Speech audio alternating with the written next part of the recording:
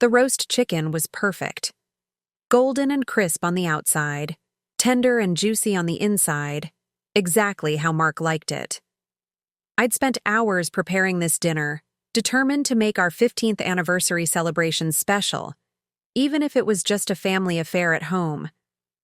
Our children, Lily and Ethan, sat across from us, 14 and 12 respectively, both dressed in their Sunday best, despite it being a Wednesday evening. "Emma, this is delicious," my mother-in-law Vivian remarked, dabbing the corner of her mouth with a napkin. She rarely offered compliments, so I accepted it with grace, though I knew what would follow. "Almost as good as mine, though I would have used rosemary instead of thyme." I smiled tightly. "Thank you, Vivian."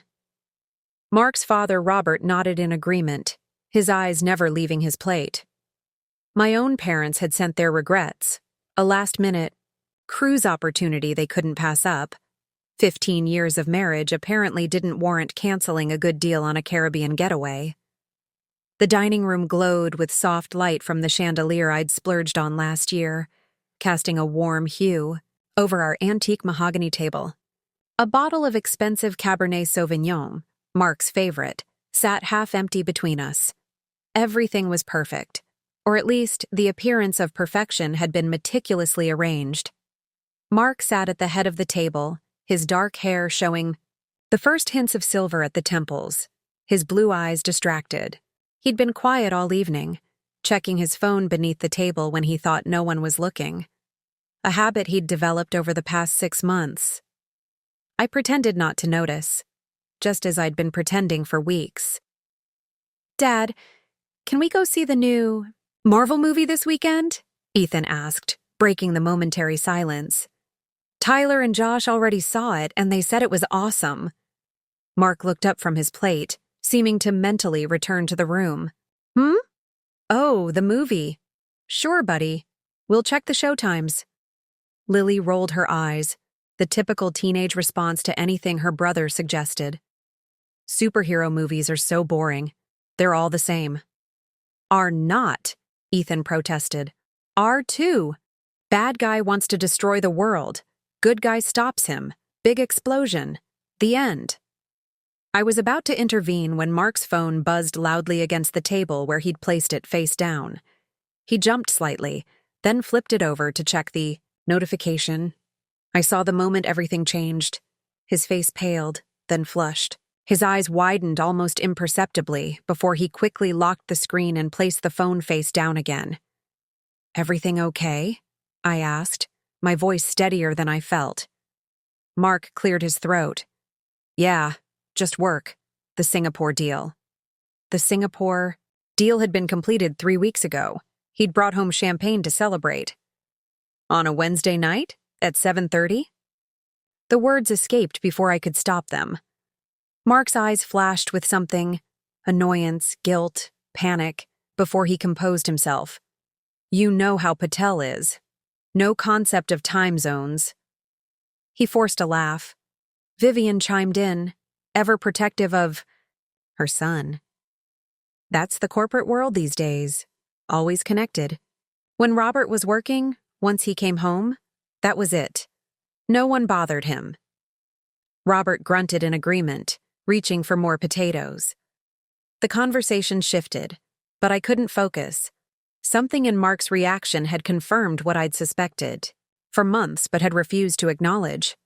The late nights at the office, the weekend golf games that left no tan line from his golf glove, the sudden interest in his appearance, new clothes, a gym membership, cologne I hadn't purchased for him.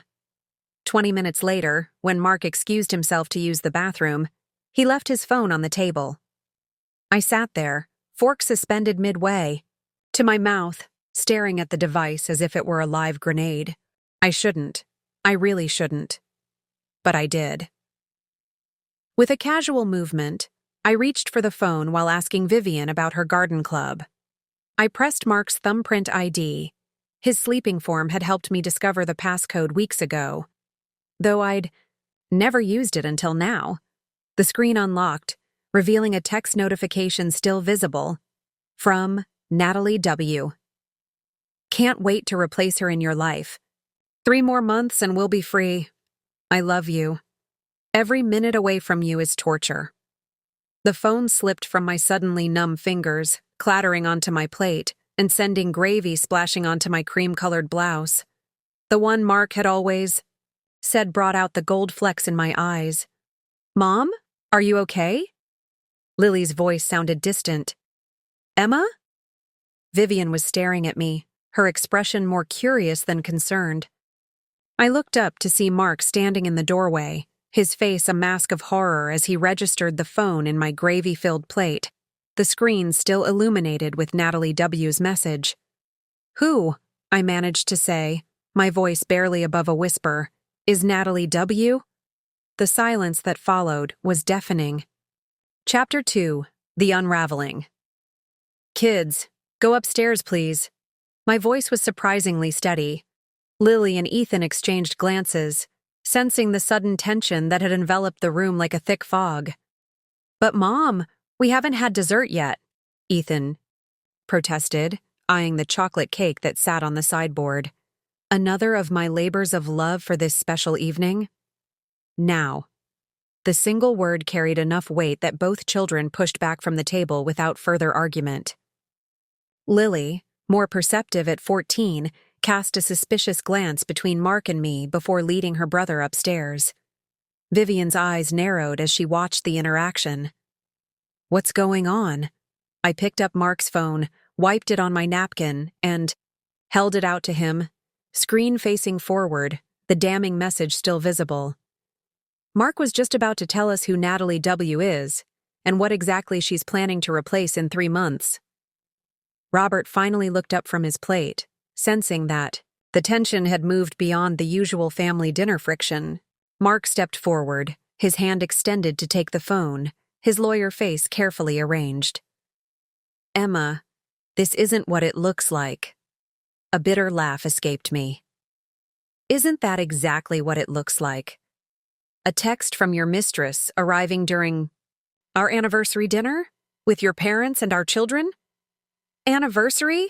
Vivian's voice rose sharply. Is that why we're having this dinner? Mark didn't mention it was your anniversary. Of course he hadn't. Mark had been unusually reluctant to celebrate this year, suggesting we keep it low-key. I had insisted on at least a family dinner, refusing to acknowledge the growing distance between us. Emma, please, let's discuss this privately.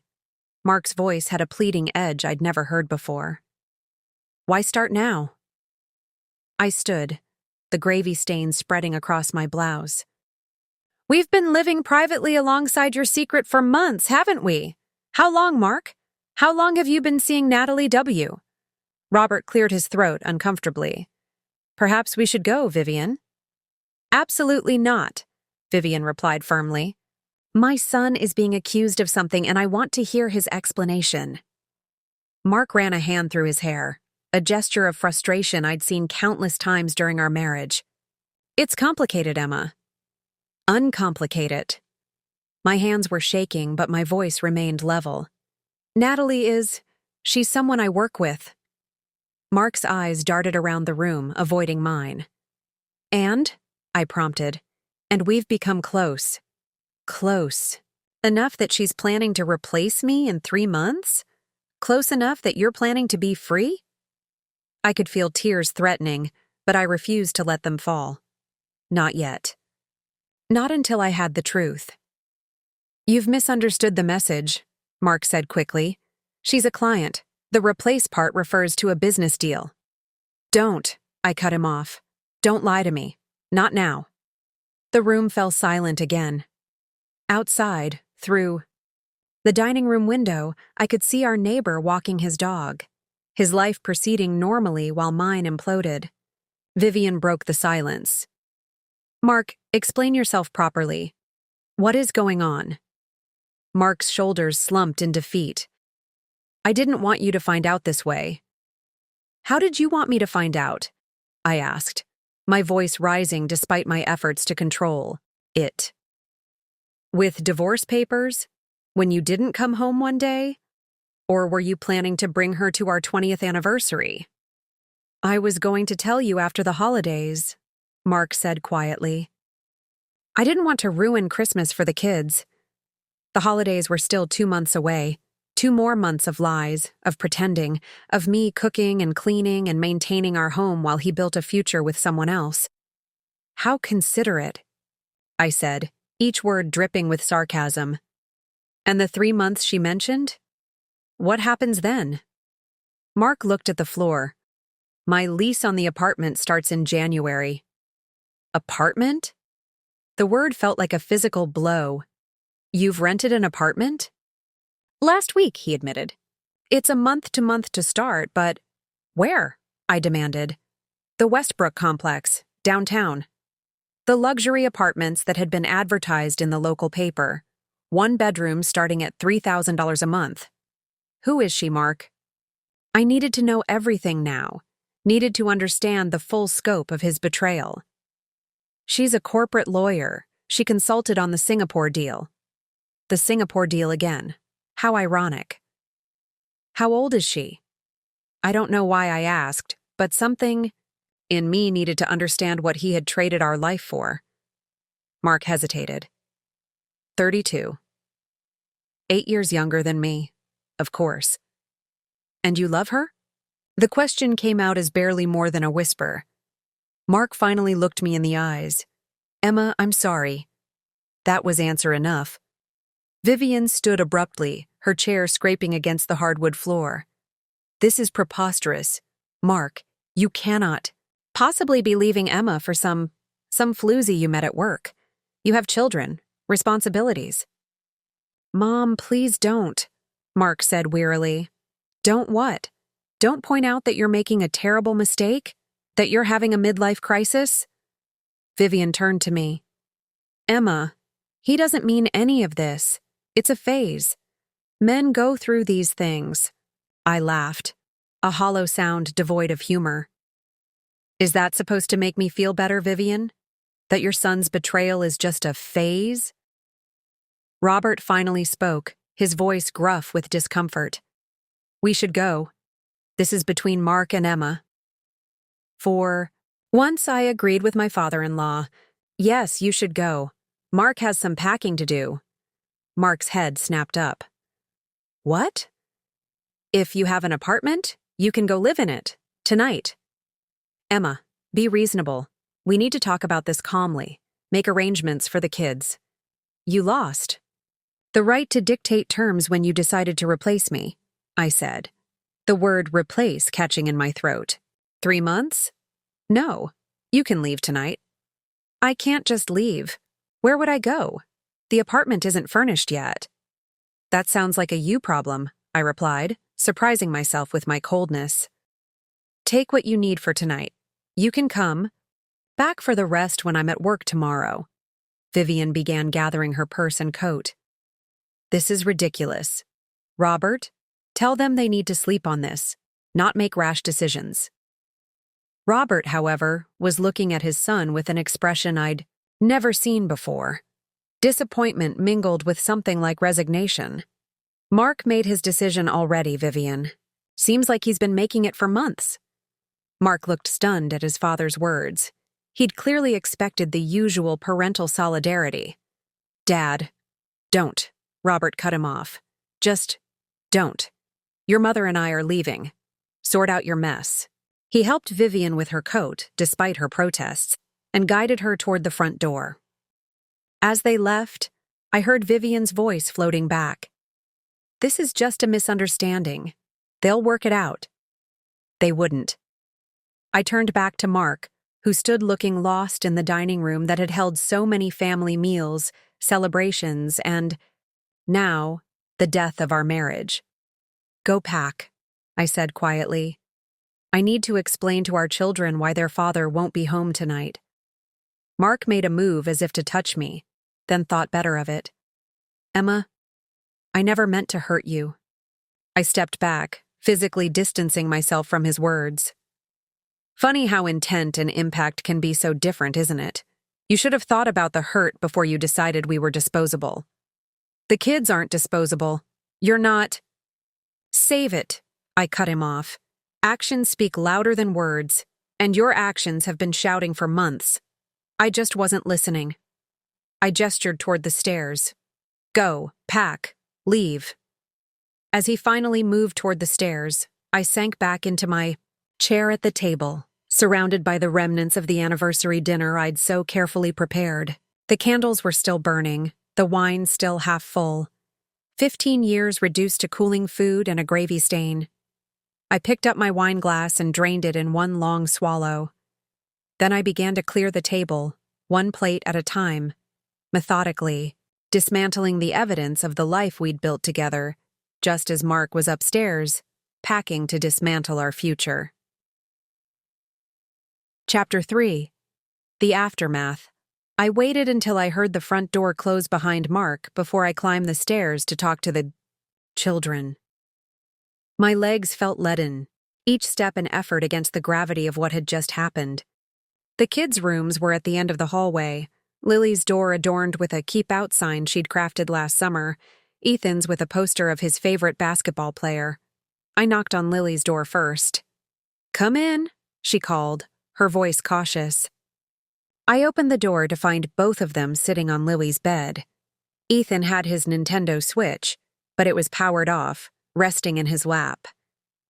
Lily had her phone, but her eyes were fixed on me as I entered. "Hey," I said softly, trying to keep my voice even. "We need to talk." "Is Dad leaving?" Lily asked directly. Always perceptive, my daughter.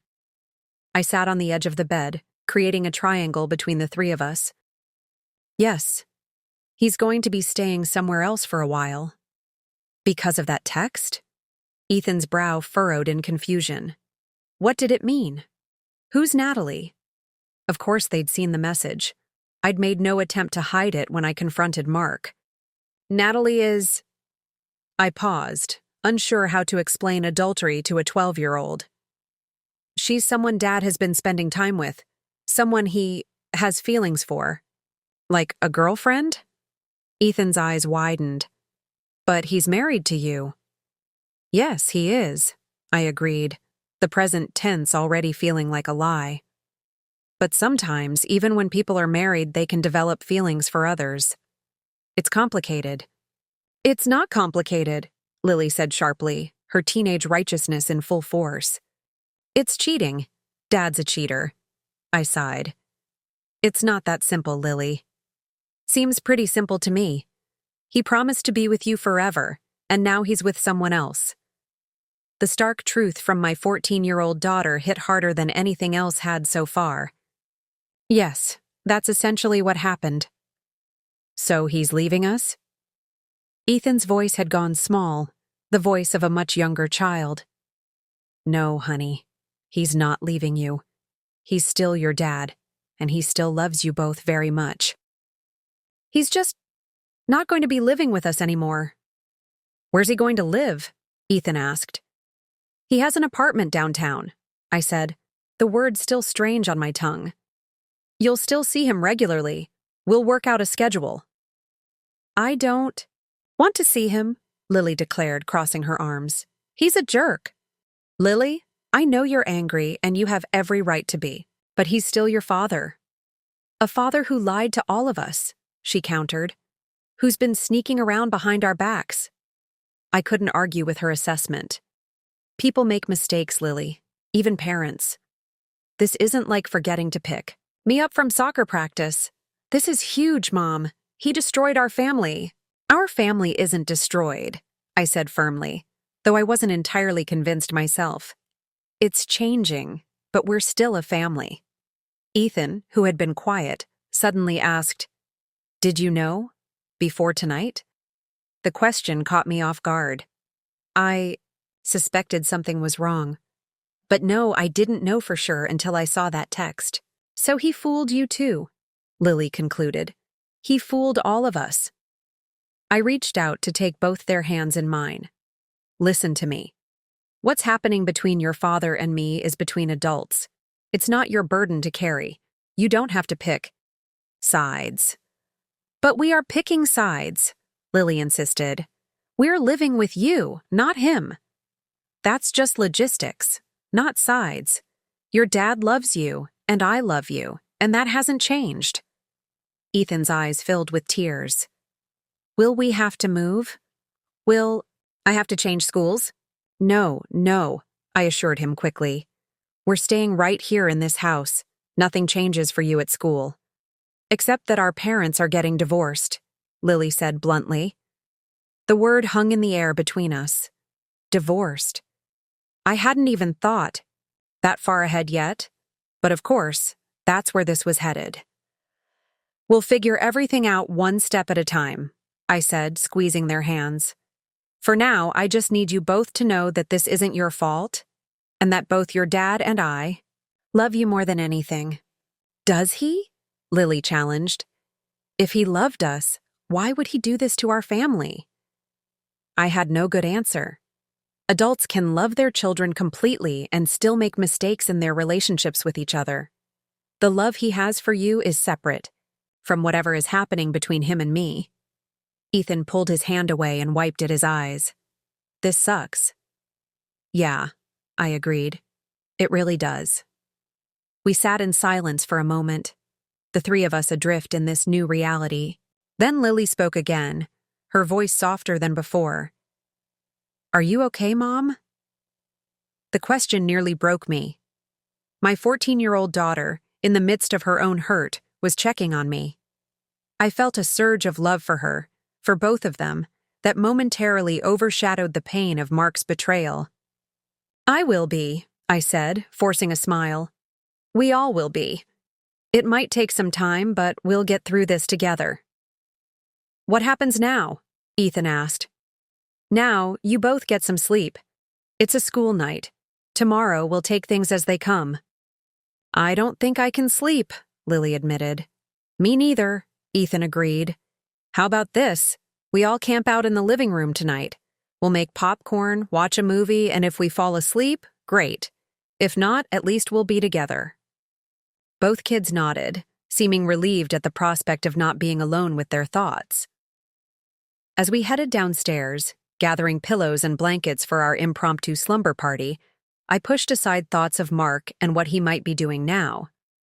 Where he was, whether Natalie W. was with him. Those thoughts would come later, I knew, when the kids were asleep and I was alone with the wreckage of my marriage.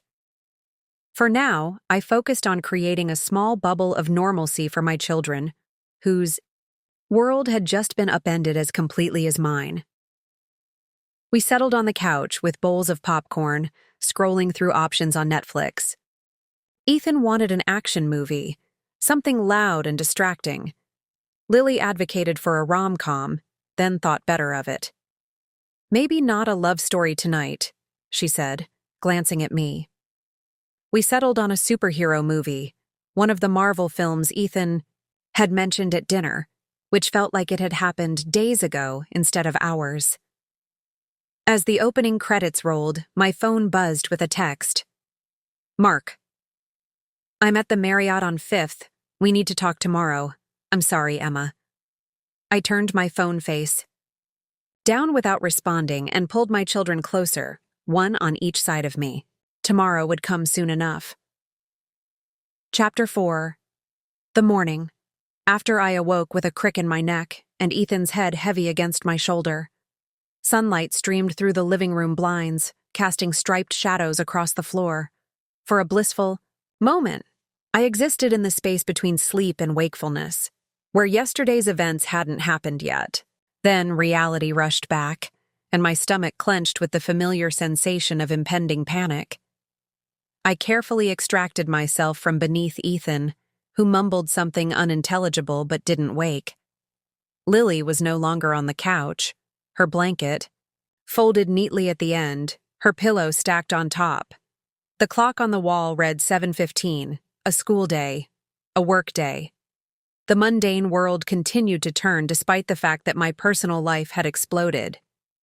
I moved to the kitchen, drawn by the smell of coffee. Lily stood at the counter, pouring a mug.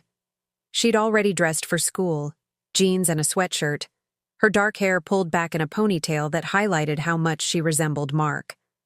The thought made my chest tighten. Morning, she said. offering me the mug she'd just poured. I made coffee. Thank you, I said, taking the mug gratefully. You didn't have to do that.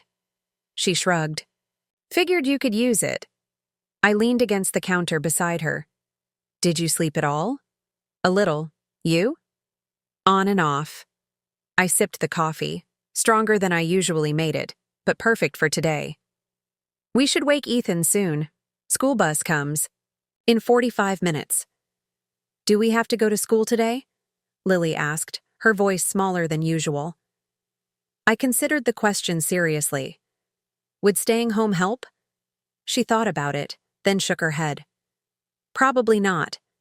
I'd just think about it more. That's what I figured. Sometimes routine helps, even when it's the last thing you want. Did Dad text you? She nodded toward my phone, which I'd placed on the counter. Yes. I didn't elaborate. What did he say? I hesitated. How much should I share with her? She was still a child, but after last night, keeping her in the dark seemed pointless. He's staying at a hotel. He wants to talk today. Are you going to? Eventually, yes. We have a lot to figure out. Lily's expression hardened. Like divorce stuff? Like next steps, I said carefully. Which might include that, yes. She nodded, looking far older than her 14 years. Will you have to get lawyers? Probably. The thought made my stomach churn. Lawyers, division of assets, custody arrangements. The clinical dismantling of 15 years together. Mom. Lily's voice pulled me from my spiraling thoughts. Yes, honey? Are you mad at Dad? I took a long sip of coffee, buying time to consider my answer. Yes, I finally said. I'm very angry and hurt. And a lot of other things. Me too, she admitted. But also, I don't want to hate him. Is that stupid? I placed my mug down and pulled her into a hug. No, sweetie, that's not stupid at all. It's actually very mature. You can be angry at someone and still love them. She hugged me back fiercely. I'm really sorry he hurt you, Mom. My eyes stung with sudden tears. I'm sorry he hurt you too. We stood like that for a moment, mother and daughter united in grief. Then I pulled back, wiping my eyes. We should wake your brother, and I need to call the office to let them know I won't be in today. You're staying home? I think I need to. There's a lot to process, and I don't think I'd be much use at work today. Lily nodded. That makes sense. She paused. Should I wake Ethan? Let me. I rinsed my coffee mug and headed back to the living room, where Ethan still slept. His lanky preteen frame sprawled across the couch, one sock half off his foot. I sat beside him and gently shook his shoulder. Ethan, time to wake up. He stirred, his eyes fluttering open. For a moment there was just confusion at finding himself on the couch. Then remembrance dawned, and his expression fell. I dreamed. It didn't happen, he said quietly. I brushed his hair back from his forehead. I'm sorry, sweetheart. He sat up, rubbing his eyes. Is Dad coming back today? Not to live here, no. But I'm sure he'll want to see you soon. Ethan nodded, processing this. Do I have to go to school? I think it's best if you do. Routine helps. That's what you always say when bad stuff happens, he grumbled. Because it's true, I said, attempting a smile. Come on, breakfast. And then school. Lily's already up.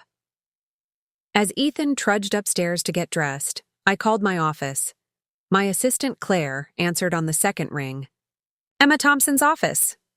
Claire, it's me. My voice sounded strange to my own ears. Emma, is everything okay? You're never late calling in. Actually, no. I need to take a personal day, possibly tomorrow too. There was a pause. Claire and I had worked together for 6 years. She knew I rarely took time off.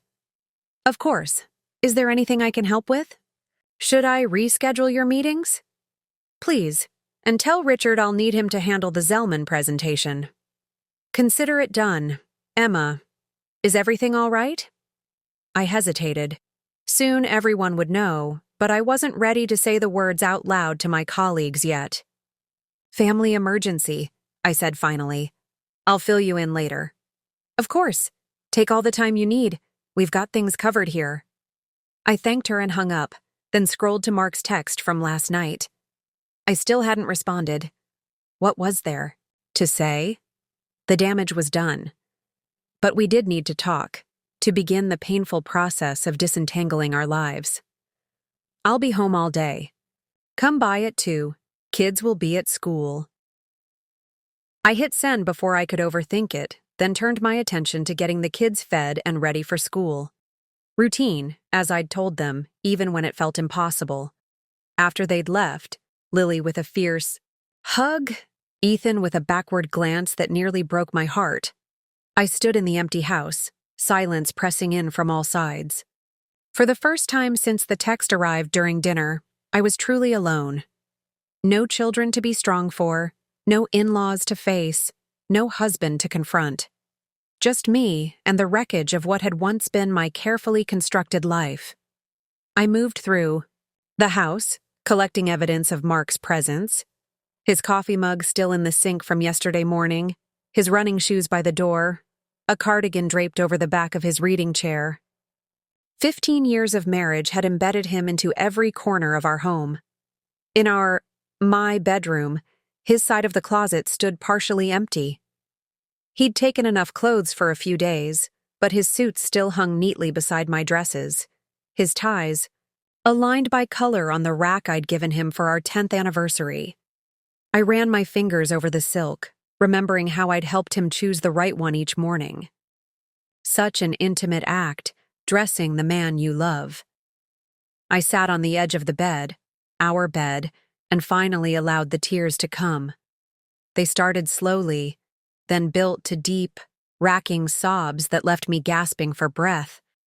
I cried for the marriage I thought we had, for the future we'd planned together, for my children's broken hearts, and for my own shattered trust. How had I missed the signs? Looking back, they seemed so obvious. The late nights, the distraction, the emotional distance that had grown between us.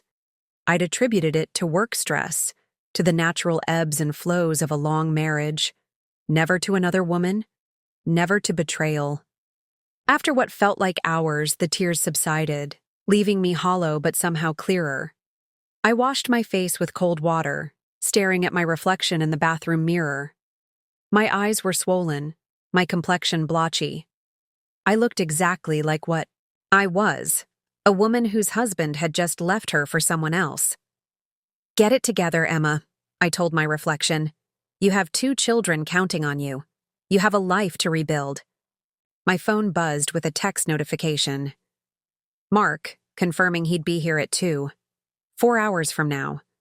4 hours to prepare for whatever came next. I took a deep breath and began to make a list. A practical action that had always helped me gain control in chaotic situations. Legal questions to ask, financial documents to gather, custody considerations. The list grew, each item a stepping stone toward a future I'd never anticipated.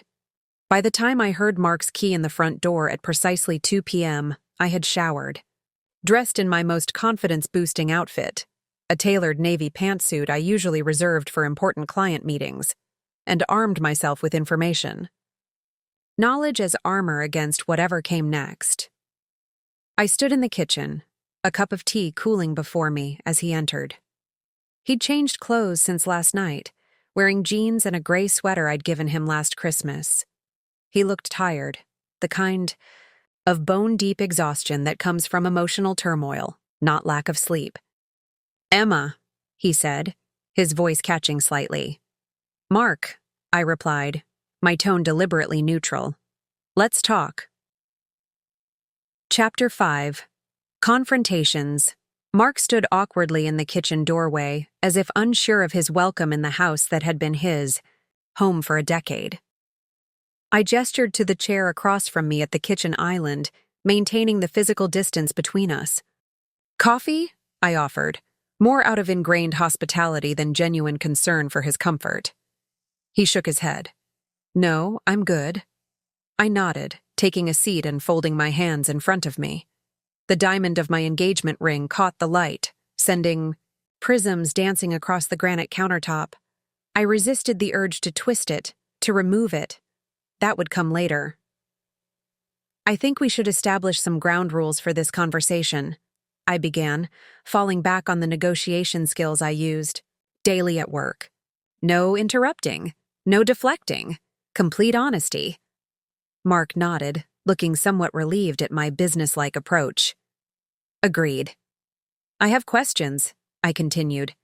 I think I deserve answers. You do, he said quietly. Ask me anything. I took a deep breath. How long? He didn't pretend to misunderstand. We met 8 months ago, during the initial meetings for the Singapore project. It became more about 5 months ago. 5 months, nearly half a year of lies. I absorbed this information, filing it away alongside the timeline I'd been constructing in my head. And she knows you're married, with children? Yes. At least he had the grace to look ashamed. She knows everything. Yet she texted you during our family dinner. Mark ran a hand through his hair. That wasn't planned. She didn't know we were having a special dinner. Our anniversary dinner, I corrected him. 15 years, Mark. Does that mean anything? To you? Of course it does, he said, an edge of frustration creeping into his voice. 15 years isn't nothing. I'm not trying to erase our history, Emma. Just replace me with a younger model. He winced at my words. It's not like that. What is it like then? Explain it to me. I leaned forward, genuinely wanting to understand. What does Natalie W. have that was worth throwing away 15 years and breaking our children's hearts? Mark was silent for a long moment, his eyes fixed on the countertop. It's not about what she has or doesn't have. It's about how I feel when I'm with her. And how is that? Alive, he said simply. Seen. The word hit me like a physical blow. Seen? As if I don't see you? I've been looking at you across the breakfast table for 15 years, Mark. I've been seeing you. It's different, he insisted. You see the husband, the father, the provider. You see the Mark who fits into the life we've built. But you stopped seeing me, the person I am beyond those roles. I laughed, a sharp, bitter sound. That's such a cliché, Mark. The middle-aged man who doesn't feel seen by his wife, so he finds a younger woman who understands him. Did you read that in a handbook somewhere? Anger flashed in his eyes. This isn't a joke, Emma. No, it's not, I agreed, my voice hardening. It's our life, our family, and you've decided to blow it up because you don't feel seen enough. Did you ever consider talking to me? Telling me you were unhappy? Going to counseling? Would you have listened? Really listened? He challenged. We've been coasting for years, Emma, going through the motions. Both of us buried in work, barely connecting beyond logistics about the kids and the house. So this is my fault? The indignation rose in my chest. I was busy, so you had an affair? I'm not saying it's your fault, Mark backtracked. The affair was my choice, my mistake. But the distance between us, that was both of us. I took a sip of my now cold tea, trying to process his words. Had there been distance? Yes, of course. 15 years, 2 kids, 2 demanding careers. It would be strange if there hadn't been periods of disconnect.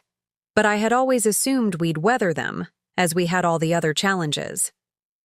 So instead of working on our marriage, you decided to start a new relationship, I summarized, with a corporate lawyer, who's apparently willing to be the other woman until you're free. Mark flinched at my tone. That text was inappropriate. Natalie knows that. Does she? I raised an eyebrow. Because from where I'm sitting, It seemed perfectly aligned with her intentions. She wants to replace me. It's more complicated than that. Then uncomplicate it for me, Mark. What exactly are your plans? You said the apartment lease starts in January. Were you just going to pretend everything was normal through the holidays, then announce you were leaving? How exactly did you see this playing out? He looked uncomfortable. I was going to tell you after New Year's. I thought it would be easier for the kids that way. Get through the holidays, then make the transition. While secretly setting up your new life, I pointed out. How considerate.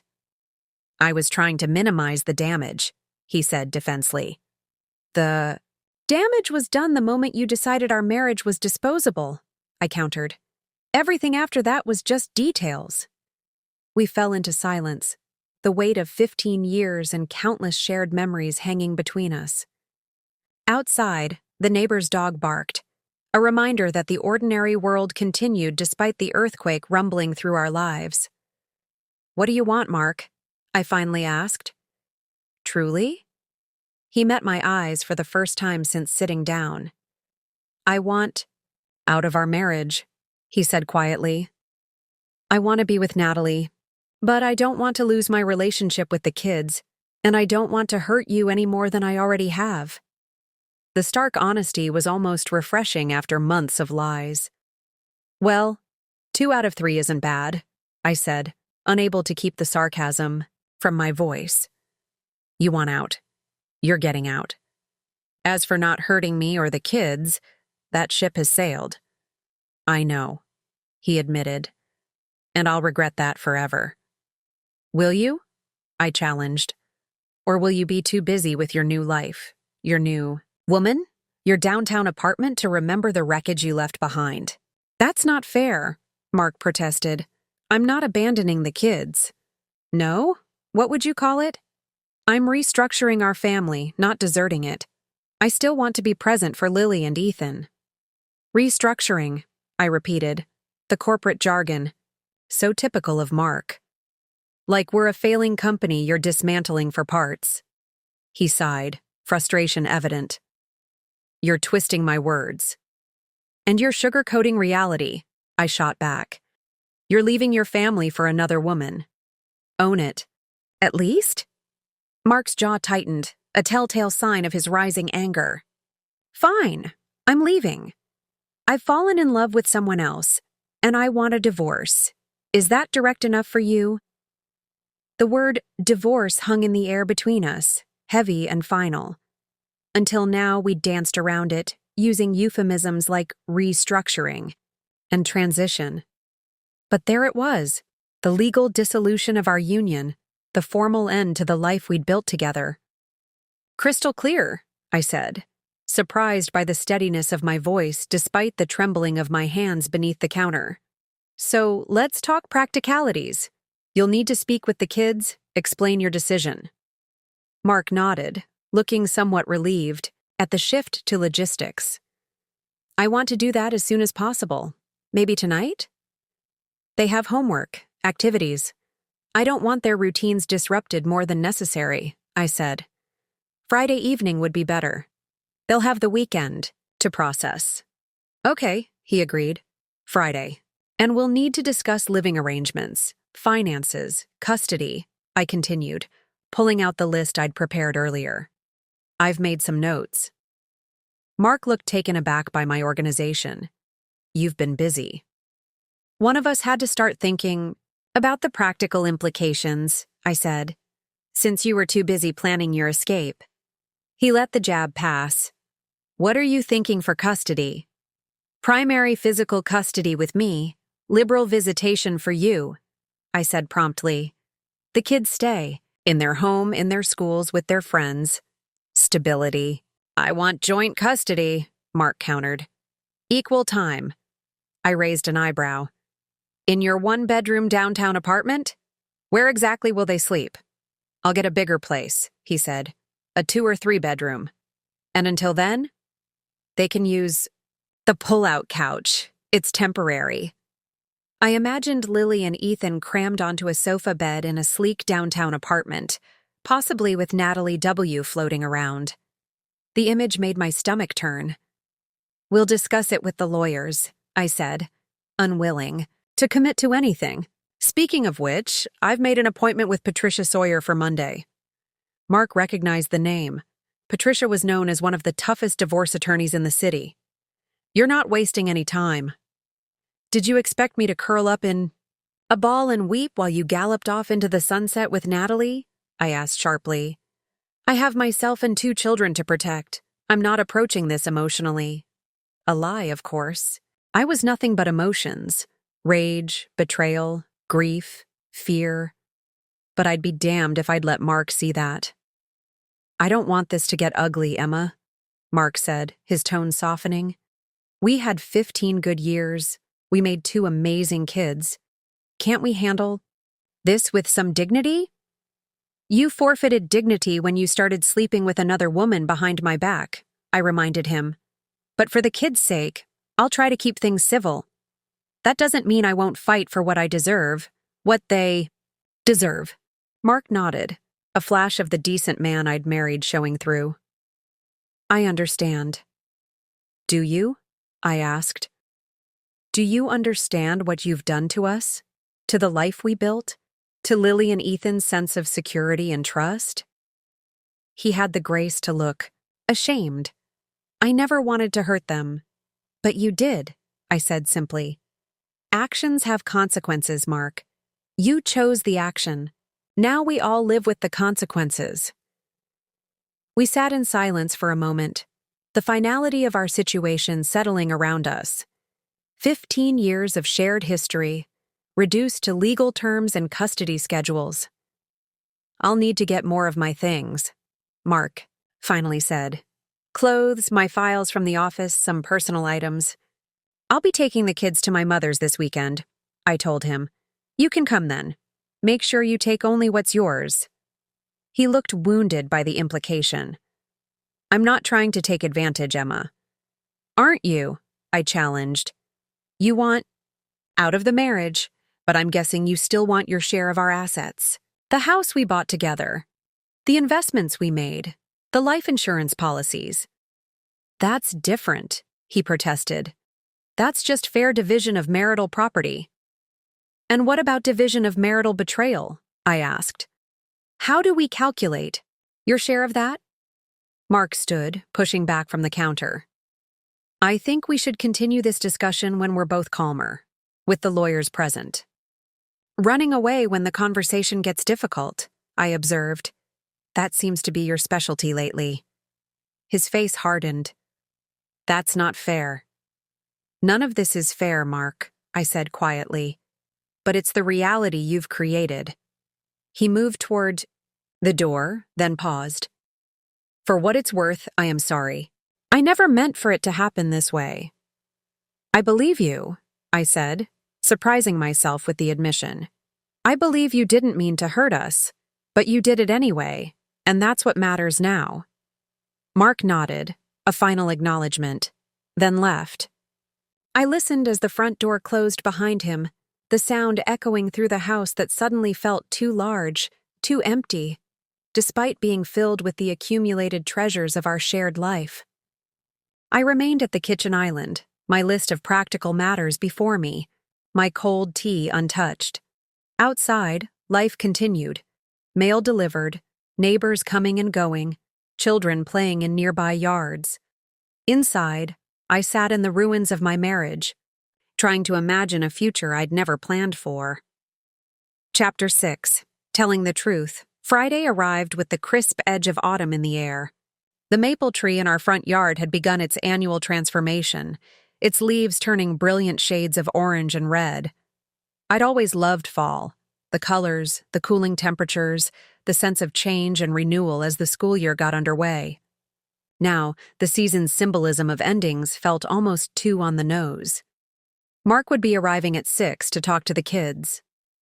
We'd spoken briefly by text over the past few days, arranging logistics while avoiding deeper conversation.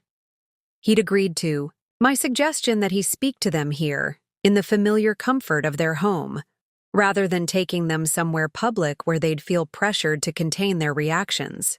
I'd spent the day in a state of restless anxiety, cleaning already clean rooms, checking and rechecking my work emails despite having taken the day off, and preparing the kids' favorite meal, spaghetti and meatballs, for dinner. A pathetic attempt to cushion the blow they were about to receive, but it was all I could think to do. Lily got home from school first, dropping her backpack by the door with a heavy thud. "Something smells good," she remarked, coming into the kitchen. "Spaghetti and meatballs," I confirmed, stirring the sauce. She eyed me suspiciously. "On a Friday? We usually have pizza on Fridays." Perceptive as always, my daughter. "I thought we'd change it up." "Because Dad's coming over," she guessed. I stopped stirring. "How did you know that?" She shrugged. "He texted me, asked if it was okay if he came by to talk." A flicker of annoyance passed through me that Mark had reached out to Lily directly, potentially putting her in an awkward position. But I suppressed it. "And what did you say?" "That it's still his house, too." She hopped onto one of the kitchen stools. "Is he moving back in?" The hope in her voice made my heart ache. "No, sweetheart. He's coming to talk to you and Ethan about what happens next." Lily's face fell. "The divorce stuff." "Yes," I admitted. "The divorce stuff." She picked at a loose thread on her sleeve. "Megan's parents got divorced last year. She spends weekends with her dad and weekdays with her mom." I nodded, unsure what to say. The reality of shared custody loomed before us. Weekends without the kids, holidays spent apart, the constant shuffling between two homes. "Is that what's going to happen to us?" Lily pressed. "I don't know yet," I said honestly. "Your dad and I need to work out what's best for everyone." "But you don't want us to go, right?" There was a note of insecurity in her voice that broke my heart. I abandoned the sauce and moved around the island to pull her into a hug. "Lily, listen to me. There is nothing in this world, nothing, that would make me want to be apart from you or Ethan. Whatever arrangement your father and I come to, it will never be because I don't want you with me every second of every day." She hugged me back fiercely. "Good. Because I don't want to leave." The front door opened again, heralding Ethan's return from basketball practice. He trudged into the kitchen, sweaty and disheveled, his gym bag slung over one shoulder. "Hey," he greeted us, heading straight for the refrigerator. "Practice okay?" I asked, releasing Lily and returning to the stove. "Coach made us run suicides for 20 minutes because Jake kept talking during drills," he grumbled, emerging with a sports drink. "My legs are gonna fall off." "Shower before dinner," I reminded him. "Dad's coming over at 6. Ethan paused mid-sip. "Why?" "To talk to us," Lily supplied. "About the divorce." Ethan's expression closed off, a defensive mechanism I recognized all too well. "Whatever," he muttered, heading for the stairs. "Ethan," I called after him, "it's important that we all talk together." He paused on the first step. "Do I have a choice?" "Not really," I admitted. "But your feelings and opinions matter. This affects you too." He shrugged, a gesture of practiced indifference that didn't fool me for a second. "Fine, I'll be down after I shower." As he disappeared upstairs, Lily sighed. "He's taking it really hard." "How do you know?" "I heard him crying in his room last night," she revealed. "I went to check on him, but he pretended he was fine." My son, crying alone rather than showing vulnerability. Just like his father. The thought filled me with sadness. "Maybe you could talk to him. He might open up to you." Lily nodded. "I'll try." "But Ethan's Ethan. He keeps things bottled up." At precisely 6 o'clock, the doorbell rang. Mark, using the bell rather than his key, another small acknowledgement that this was no longer his home. I wiped my hands on a dish towel and went to answer. He stood on the porch, a bouquet of flowers in one hand. Sunflowers, the kids' favorite. "For them," he explained, offering me the bouquet. A peace offering. I accepted the flowers wordlessly, stepping back to let him enter. He'd dressed carefully for this conversation. Dark jeans, a blue button-down that brought out his eyes, clean-shaven. The Mark that Lily and Ethan were most familiar with, not the distracted, distant version of recent months.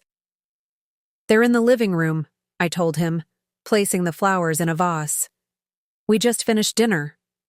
Mark nodded, his expression tense. "How are they? How do you think?" I couldn't keep the edge from my voice. Confused, hurt, angry. "Emma, this isn't about me," I cut him off. "This is about you being honest with your children. No sugarcoating, no corporate euphemisms. They deserve the truth." He took a deep breath. "You're right."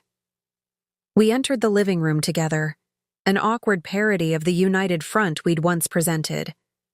Lily and Ethan sat side by side on the couch, their postures reflecting their personalities. Lily leaning forward, engaged, and alert. Ethan slouched back, arms crossed defensively. "Hey guys," Mark greeted them, his voice overly bright. "Thanks for making time to talk." Ethan snorted. Like we had a choice. Mark shot me a quick glance as if seeking assistance, but I remained silent. This was his mess to navigate. "I brought you these," he said, gesturing to the flowers I'd placed on the coffee table. "Thought they might brighten things up." "Flowers don't fix broken families, Dad," Lily said bluntly. Mark flinched but nodded. "You're right. They don't." He took a seat in the armchair across from the couch. "I know you both have a lot of questions and probably a lot of feelings about what's happening. I want to be honest with you." "Then, be honest," Ethan challenged. "Are you leaving us for that woman who texted you?" Mark's face registered surprise at Ethan's directness. "I'm not leaving you," he began. "I'm leaving the marriage. There's a difference." "Doesn't feel different," Ethan muttered. "I know," Mark acknowledged. "And I'm sorry for that. But I want you both to know that I love you, and that isn't changing. You're still my kids. I'm still your dad." "But you won't live with us anymore," Lily pointed out. Mark nodded. "That's right. I'll have my own place." "With her?" Lily pressed. Mark hesitated, looking to me for guidance. I raised an eyebrow, silently reminding him of his promise to be honest. "Eventually, yes," he admitted. "Natalie and I will be living together." Both kids' faces fell at this confirmation, despite having already suspected it. "So she's your girlfriend now?" Ethan asked, disgust evident in his voice. "It's complicated," Mark hedged. "It's not complicated," Lily contradicted him, echoing my own words from days earlier. "You're leaving Mom for another woman. That's pretty simple." Mark ran a hand through his hair, a gesture of frustration I knew well. "The situation between your mother and me had problems before Natalie came into the picture," he tried to explain. "Adult relationships are complex." "Stop treating us like we're stupid," Ethan interrupted. "We get it. You got bored with our family and found a new one." "That's not true," Mark protested. "I could never get bored of you. You're my children." "But you got bored of Mom," Lily pointed out. "After 15 years. Mark's expression tightened. "I didn't get bored. People change. Sometimes they grow apart." "Funny how you only grew apart after meeting someone younger," Lily noted, her tone scathing. I suppressed a surge of pride at my daughter's incisive observation. She'd make a formidable lawyer someday. "I know you're angry," Mark said, his voice softening. "You have every right to be. I made mistakes. I hurt your mother, and I hurt you. I'm sorry for that. Truly sorry. But I can't stay in a marriage that isn't working." "You didn't even try to fix it," Ethan accused. "You just gave up." Mark looked stricken. "It's not that simple." "Did you go to counseling?" Lily interrupted. Mrs. Patel at school says couples should try counseling before divorce. No, Mark admitted. We didn't. Then how do you know it couldn't be fixed? Ethan demanded. Mark looked to me again, clearly struggling. I decided to intervene, not for his sake, but for the kids. Sometimes even counseling can't fix certain problems, I said gently. Your father and I have made this decision. It's final. You made this decision, Ethan corrected, glaring at Mark. Mom didn't want this. An uncomfortable silence fell over the room. Mark shifted in his seat, clearly unprepared for the level of hostility coming from our normally easygoing son. You're right, he finally acknowledged. This was my decision. And I have to live with the consequences, including your anger. I just hope in time you can forgive me. What if we can't? Lily challenged. Mark's composure cracked slightly. Then, that would break my heart, but I would understand. Another silence, heavy with unspoken emotions. Outside, the evening had deepened, the last light of day fading from the sky. Inside, our family sat in the dim glow of a single lamp, 4 people who had once been a unit, now irreparably separated. Where will we live? Ethan asked finally. Do we have to move? No, I assured him quickly. You'll stay here, in this house, with me. And we'll visit Dad? Lily clarified. Like on weekends? Mark nodded. Something like that. We're still working out the details, but I want to see you as much as possible. What if we don't want to see you? Ethan's question cut through the room like a knife. Mark visibly flinched. Ethan. What if I don't want to spend weekends with you and your girlfriend? What if I don't want to pretend everything's okay? You don't have to pretend, Mark said, his voice strained. I don't expect everything to be okay right away. But I hope, with time.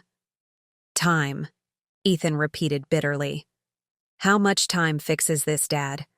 How many months before we're supposed to play happy blended family with the woman who broke up our parents' marriage? Natalie didn't break up our marriage, Mark said firmly. That responsibility is mine. At least you admit that much, Lily muttered. I could see the conversation spiraling downward, anger and hurt building with nowhere productive to go. I think we should take a break, I suggested.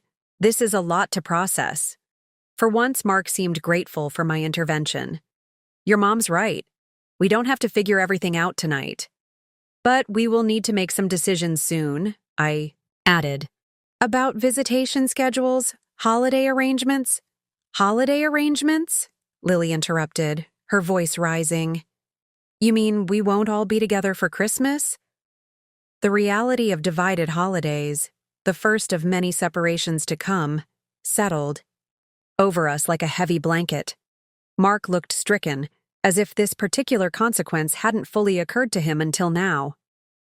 We'll figure something out, he said weakly. Maybe we can still do some traditions together. Like what?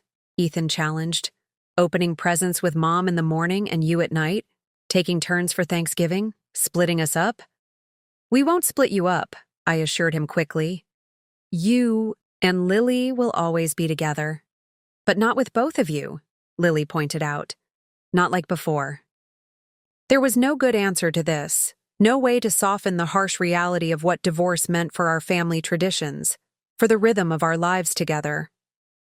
I know it won't be the same, Mark admitted, and I'm sorry for that. But we'll create new traditions. Different doesn't have to mean worse. Except it is worse, Ethan said flatly. It's worse for us.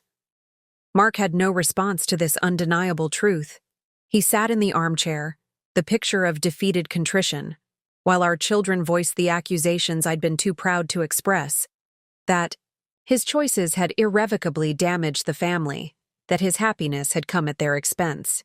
I think that's enough for tonight, I said finally, seeing the exhaustion on all their faces. We've talked about a lot, and everyone needs time to process. Lily nodded, looking drained.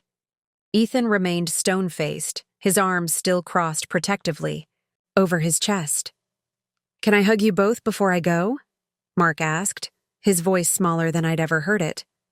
Lily hesitated, then stood and allowed herself to be enfolded in her father's embrace. Ethan remained on the couch, unmoved.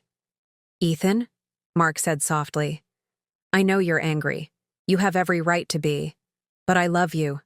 That hasn't changed." Ethan stared at the floor. "A lot of things have changed, Dad." The rejection was clear. Mark nodded, releasing Lily. "I understand. When you're ready, I'm here." He moved toward the door, his shoulders slumped in defeat. The confident corporate lawyer, the man who commanded boardrooms and negotiated million-dollar deals, reduced to begging for his son's forgiveness.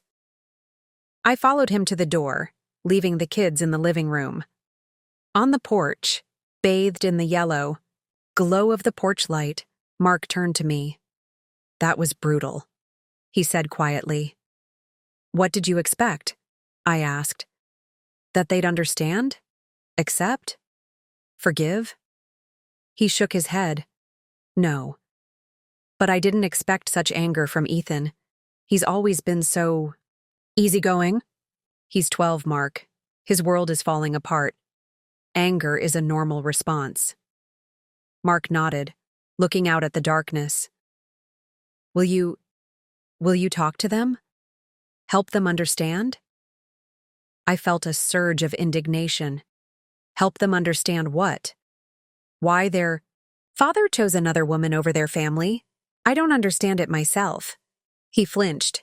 "That's not fair." "None of this is fair," I reminded him. "But they're children. Our children. And yes, I'll help them through this, because that's what parents do. We put our children first." The implication hung in the air between us, that Mark had put himself first, his feelings, his desires, his new relationship. "I know you think I'm selfish," he said finally. "Maybe I am. But staying in a marriage that made me unhappy wouldn't have been good for anyone, including the kids." "You keep saying you were unhappy," I noted. "But you never once told me that. Before you started sleeping with Natalie. Never once suggested counseling, changes, anything. You went from husband to cheater to leaving. That was your choice." He had no response to this. We stood in silence for a moment, the gap between us, wider than the physical space of the porch steps. "I'll text you tomorrow," he finally said, "about arrangements for next weekend, if they're willing to come." "I won't force them," I warned. "If they're not ready, they're not ready." He nodded, accepting this boundary. "Good night, Emma." Watched him walk to his car, a stranger in the body of the man I'd loved for 15 years. As his taillights disappeared down the street, I returned to the house, my house now, and the children who needed me more than ever. Chapter 7. Sleepless nights. Night settled over the house, a weight of silence after the emotional turbulence of Mark's visit. The kids had retreated to their rooms shortly after he left, Lily with a mumbled excuse about homework, Ethan without a word at all. I'd let them go, understanding their need for space, for privacy to process the seismic shift in their lives. Now, sitting alone in the kitchen with a glass of wine I couldn't bring myself to drink, I felt the first true pangs of loneliness. Not just the absence of Mark. I'd been feeling that for months, even before I knew about Natalie. But a deeper isolation, the keen awareness that I was now solely responsible for holding our family together, for navigating the treacherous waters ahead. My phone buzzed with a text from my sister, Catherine. "How did it go with the kids?" I'd called her the day after. The disastrous anniversary dinner, needing someone to talk to who wasn't directly involved. Catherine, 3 years my junior and perpetually single by choice, had been predictably outraged on my behalf. "About as well as you'd expect. Lily's hurt, Ethan's furious." Her reply came quickly. "And you?" A simple question with a complicated answer. How was I? Devastated. Enraged. terrified, but also, strangely, resolute. The initial shock had given way to a determination that surprised me, a steely certainty that I would survive this, that I would rebuild, that I would not let Mark's betrayal define the rest of my life. Managing, I typed back, taking it one day at a time. Want company tomorrow? I could come over, help distract the kids, or just bring wine and let you vent. The offer was tempting. Catherine had always been my closest confidant, the person I turned to in crisis. But I needed tomorrow with just the kids, needed to establish our new normal without external influence, even well-meaning.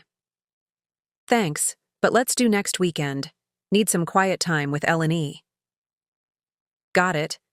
Call if you need anything. Love you, sis. Love you too. I set the phone down and finally took a sip of wine, the rich Cabernet coating my tongue. Mark's favorite varietal. I'd have to develop my own preferences now, rebuild my identity separate from the one I'd shared with him for so long. A soft knock on the kitchen doorframe startled me. Lily stood there in her pajamas, her hair pulled back in a messy bun, her face scrubbed clean of the minimal makeup she'd recently started wearing. Hey, I said softly. I thought you were asleep. She shook her head. Can't sleep. My brain won't shut up. I patted the stool beside me. Want to talk about it? She patted over and climbed onto the stool, pulling her knees up to her chest in a posture that made her look much younger than 14. I keep thinking about Dad. And that woman. I noticed she couldn't bring herself to say Natalie's name. I understood the feeling. What about them? How long has he known her? Where did they meet? What does she look like? Lily's questions tumbled out in a rush. Is she prettier than you? Smarter? Why would Dad? She trailed off, unable to complete the thought. I sighed, choosing my words carefully. Your dad said they met through work, about 8 months ago.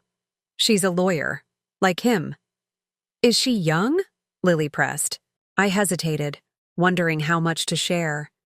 Yes, she's younger than me. How much younger? 8 years, I admitted. Lily's face scrunched in disgust. That's so cliché. Middle-aged man leaves his wife for a younger woman. Despite everything, I had to suppress a smile at my daughter's assessment, so similar to my own. People make choices for complicated reasons, Lily. I don't think it was just about her age. Then what was it about? Why wasn't our family good enough? Her voice cracked on the question, revealing the insecurity beneath her anger. I reached out to smooth a strand of hair that had escaped her bun. This isn't about our family not being good enough. It's about your dad making a choice. A bad choice, in my opinion, but one that reflects his issues, not ours. But if he was happy with us, he wouldn't have cheated, right? The simple logic of children, cutting straight to the heart of the matter. Happiness isn't always simple, sweetheart. Sometimes people have everything they should want and still feel something's missing. It doesn't make sense and it isn't fair. But it happens. Do you think he ever loved us? Really loved us? The vulnerability in her question broke my heart. Yes, I said without hesitation. Your father loves you and Ethan very much. That hasn't changed, and it won't change. What's broken is the relationship between him and me, not his love for you. Lily digested this, her expression skeptical. If he loved us, he wouldn't have done this. People can love deeply and still make terrible mistakes, I said. It's one of the hardest lessons to learn about humans, that they can be good and bad, selfish and generous, loving and hurtful, all at the same time. She considered this. Is that why you're not, screaming and throwing his stuff on the lawn? Because you understand why he did it? I laughed softly. I understand that he made a choice. I don't understand why, and I certainly don't agree with it. As for not screaming and throwing his stuff out, well, that wouldn't help you or Ethan. Would it? It might make you feel better, she suggested. Maybe for a minute, I acknowledged. But then I'd just have a mess to clean up and the same problems to deal with. Lily leaned her head against my shoulder, a gesture of affection she'd grown increasingly sparing with as she entered adolescence. "You're being really strong, Mom." The simple observation, delivered with her characteristic directness, brought tears to my eyes. "I'm trying," I admitted. "For you and Ethan, and for myself, too." "Ethan's really mad," she said after a moment. "He was punching his pillow earlier. I heard him." I nodded. "He has a right to be angry. So do you." "I am angry," she confirmed. "But also sad. Really sad. Like someone died." "Something did die," I said gently. "The family as you knew it. It's okay to grieve that." We sat in silence for a moment, mother and daughter united in mourning for the life we'd lost. El Camino del Dolor. "What happens now?" Lily asked, breaking the silence that had settled between us like a heavy blanket. I stared out the kitchen window at our modest backyard.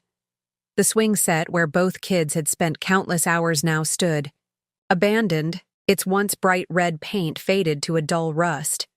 Ethan had outgrown it years ago, and Lily, at 13, only used it now when she wanted to think, swinging gently back and forth with her toes barely touching the ground. "We keep going," I said finally, fighting to keep my voice steady. "One day at a time." "That's what they say in those cheesy TV shows," Lily replied, a hint of her usual sarcasm returning. "But what does that actually mean? Like, literally, what happens tomorrow? And the next day? Does Dad come back for his stuff? Do we have to move? Will I still go to the same school?" The rapid-fire questions made my head spin. Or maybe it was the lack of sleep. I hadn't managed more than 3 consecutive hours since Mark had sat me down 5 days ago and told me he was leaving. 22 years of marriage, dissolved in a 20-minute conversation. "We're not moving," I assured her, the one answer I felt confident giving. "This house is in my name. I bought it with the inheritance from Grandma Catherine before your dad and I were married." "Oh." Lily seemed to process this information. "That's good, I guess." I nodded, reaching for my lukewarm tea. "Your dad will come by this weekend to get some of his things. I asked him to do it while you and Ethan are at your grandparents' house." "I don't want to go to Grandma and Grandpa's," she said immediately, sitting up straight. "I want to be here." "Lily, it's not fair." Her voice rose sharply. "He's the one who's leaving. Why do we have to leave our house?" "It's just for the day," I explained, trying to stay patient. "And it's not about fairness. It's about making this as clean as possible." "Nothing about this is clean," she muttered, and I couldn't argue with that. "I know," I admitted. "But this way, you don't have to see him packing up his life, and he doesn't have to do it with an audience. Trust me, it's better this way." Lily didn't look convinced, but she didn't argue further. Instead, she asked the question I'd been dreading. "Most, why did he leave? Did he tell you why?" I hesitated, wrestling with how much to share. Mark and I had agreed to be honest with the kids, but not to burden them with unnecessary details. He said he's not happy anymore, and he hasn't been for a long time. "That's it?" Lily's eyes narrowed skeptically. "That's such a non-answer." "There's someone else," I admitted quietly, the words still burning my throat like acid. "He didn't tell me who." Lily's face flushed with anger. "He cheated on you?" "I don't know the details, honey. He just said there's someone else he has feelings for." "That's such bullshit!" she exploded, and I didn't have the heart to chide her for the language. "He has a feeling so he gets to blow up our entire family? What kind of selfish—" "Lily," I interrupted gently, "it's more complicated than that." "Stop defending him." Her voice cracked. "Why are you so calm about this? Why aren't you breaking things or screaming or something?" I reached for her hand across the table, but she pulled away. "Because that wouldn't solve anything," I said. And because I've spent the last 5 days cycling through every emotion imaginable when you and Ethan weren't around. I've been angry. I've been devastated. I've thrown things. That's why the mirror in my bathroom is missing. But I can't stay in that place, especially not in front of you and your brother. Lily stared at me, her eyes wide. You broke the bathroom mirror? I threw your dad's cologne bottle at it, I confessed. Not my finest moment. A small, reluctant smile tugged at the corner of her mouth. That's actually kind of badass, Mom. I returned her smile, feeling the tightness in my chest ease a fraction. Don't get any ideas. Breaking things doesn't actually help much, and like I said, it just leaves a mess to clean up. I still think Dad deserves to have something thrown. At him, not just his stupid cologne. That's between your dad and me, I said firmly. I need you to promise me something, Lily. No matter how angry you are, and you have every right to be angry, I need you to talk to me or another adult you trust before you do anything you might regret. Dad is still your father, and he still loves you and Ethan more than anything. If he loved us, he wouldn't leave, she said, the bitterness in her voice making her sound much older than 13. That's not true, I said, even though part of me wanted to agree with her. Your dad is making choices I don't understand or agree with, but I know he loves you. This isn't about you or Ethan. Then why does it feel like it is? Her voice had gone small again. Because when someone you love hurts you, it feels personal, even when it isn't, I explained, reaching for her hand again. This time, she let me take it. Your dad isn't leaving you. He's leaving our marriage. There's a difference. It doesn't feel different, she said, a tear sliding down her cheek. I know, I murmured, squeezing her hand. I know it doesn't. The sound of heavy footsteps on the stairs announced Ethan's arrival before he appeared in the kitchen doorway, his 16-year-old frame nearly filling it. His eyes were red-rimmed, though I knew he would deny he'd been crying if either of us mentioned it.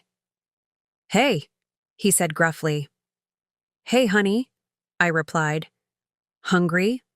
I was thinking of making some pasta. He shrugged, which I took as a yes. Ethan had been even less communicative than usual since the news broke, retreating to his room for hours at a time. I'd heard the muffled sounds of his rage, the thump of his fist against his pillow, occasionally a strangled shout into the fabric. But I'd given him space, checking in periodically, but not hovering. Dad texted me, he announced, his voice flat. He wants to know if I want to get lunch with him tomorrow. My heart sank. Mark had promised to give the kids a few days of space before trying to establish a new normal. So much for that agreement. What did you tell him? I asked carefully. Nothing yet. Ethan moved to the refrigerator and pulled out a carton of orange juice, drinking straight from it, a habit I usually corrected but would let slide today. I don't know what to say. You could tell him to go to hell, Lily suggested, with more venom than I'd ever heard from her. Lily, I warned. What? He should, she insisted. It's your decision, I told Ethan, ignoring her outburst. If you're not ready to see him, that's okay. If you want to go, that's okay too. If I go, would that be, like, betraying you? Ethan asked, his eyes fixed on the juice carton he was turning over in his hands. The question broke my heart. No, honey, absolutely not. Your relationship with your dad is separate from what's happening between him and me. I will never, ever ask you to take sides. But he's the one who messed everything up, Ethan said, his voice rising slightly. Why should I pretend like everything's fine? You don't have to pretend anything, I assured him. You can be honest about how you feel. But if you're not ready to talk to him, it's okay to wait until you are. Ethan nodded slowly, putting the juice back and closing the refrigerator with more force than necessary. I'll think about it. Whatever you decide, I support you, I said, getting up to start. Dinner preparations. Cooking had always been therapeutic for me, and right now I needed the distraction of chopping vegetables and measuring ingredients. the comforting rhythm of a familiar task.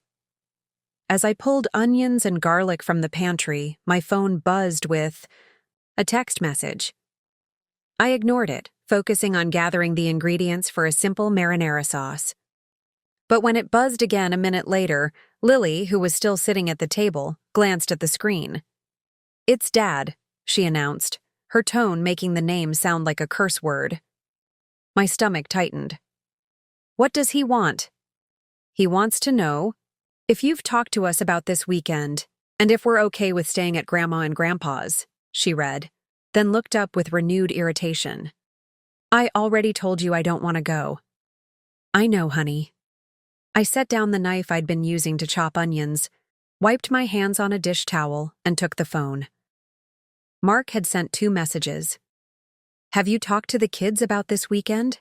Are they okay with the plan? Also, I'd like to take some of the family photos. Not all of them, just some. Is that all right?" My first instinct was anger. Family photos?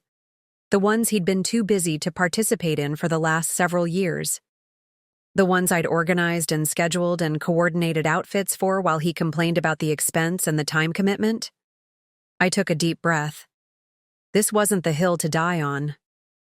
"Ethan, your dad wants to know if you're okay with staying at Grandma and Grandpa's this weekend while he gets some of his things from the house."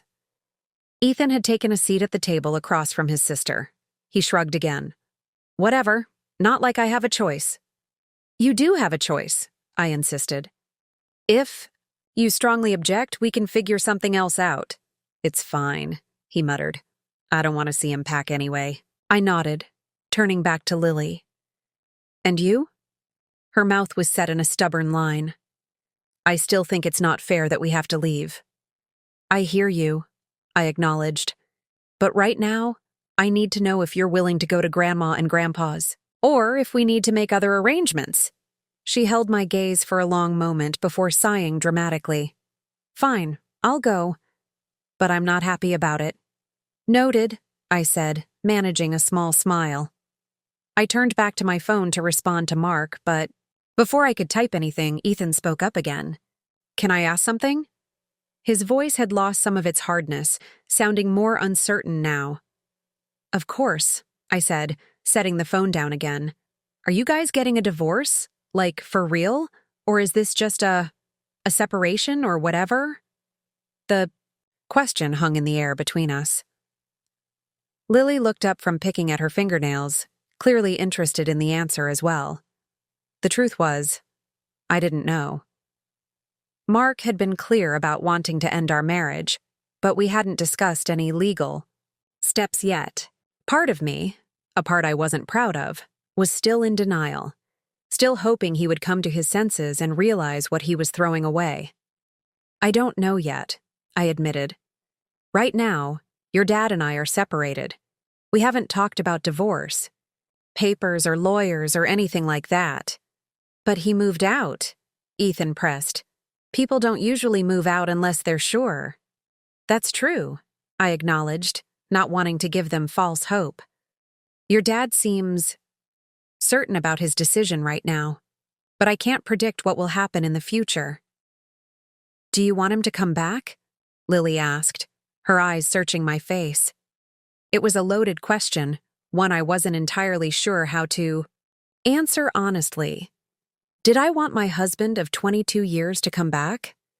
The man who had held my hand through 2 difficult childbirths, who had nursed me through pneumonia 6 years ago, who knew exactly how I took my coffee and still sometimes brought me a cup in bed on Sunday mornings? Yes, of course. But did I want back the man who had been emotionally absent for the past 3 years, who had missed Ethan's regional tennis championship because of work, who had developed feelings for someone else while still married to me? That was harder to answer. "I want what's best for all of us," I said finally. "Right now, I don't know what that is." Neither child looked satisfied with that answer, but before they could press further, my phone rang. The caller ID showed my sister Caroline's name. "I should take this," I said, grateful for the interruption. "Can you two set the table while I talk to Aunt Caroline?" As I stepped into the living room to take the call, I heard Lily say to Ethan, a non-answer. Again. She wasn't wrong. I was avoiding committing to a position because I honestly didn't know where I stood. Part of me wanted to fight for my marriage, to remind Mark of everything we'd built together and all we stood to lose. Another part was so deeply hurt and betrayed that the thought of taking him back made me physically ill. Hey, Care, I answered, trying to inject some normalcy into my voice. Rebecca, my sister's voice came through, warm and concerned. How are you holding up? I sank onto the sofa, suddenly exhausted. I'm managing. The kids? About what you'd expect. Lily's angry, Ethan's withdrawing. We're all just trying to get through each day. And Mark? Have you heard from him? Just texts about logistics, I said, lowering my voice so the kids wouldn't overhear. He wants to see Ethan tomorrow, and he's coming by this weekend to get some of his things while the kids are at his parents'. Caroline made a disgusted sound. I still can't believe he's doing this to you. 22 years, Becca. 22 years and he throws it away for… What? Some midlife crisis? He says he hasn't been happy. I repeated the explanation mechanically, having turned it over in my mind so many times it had lost all meaning. Well, marriage isn't about being happy all the time, Caroline said indignantly. It's about commitment. And family, and working through the hard times together. I know that, I said quietly. He apparently doesn't, or doesn't care. There was a pause before Caroline spoke again, her voice gentler. Have you talked to a lawyer yet? No. The word came out more sharply than I intended. It's only been 5 days, Care. I'm still trying to process what's happening, let alone plan next steps. I know, I'm sorry, she backtracked. I just want to make sure you're protected. Mark handles all your finances, doesn't he? A fresh wave of anxiety washed over me. She was right. Despite my degree in accounting, I'd allowed Mark to manage our money for years while I focused on raising the kids and my part-time work at the community college. I had my own checking account where my modest salary was deposited, but our savings, investments, and retirement accounts were all joint, or in his name. I need to look into that, I admitted. I just haven't had the mental bandwidth yet. Let me help, Caroline offered immediately. I can research family lawyers in your area, maybe set up a consultation or two for you to consider. That would be… Actually, yes, that would be helpful, I conceded. Thank you. Of course, that's what sisters are for. Her voice softened further. Have you told Mom and Dad yet? I groaned. No, I can barely handle telling the kids and you. The thought of telling Mom? I trailed off. Our mother had strong opinions about everything, especially marriage and family. She'd make her disappointment known, in Mark, but also potentially in me for letting it happen. I won't say anything, Caroline promised. But they'll need to know eventually, especially if the kids are staying there this weekend. Mark's parents are handling that, I said.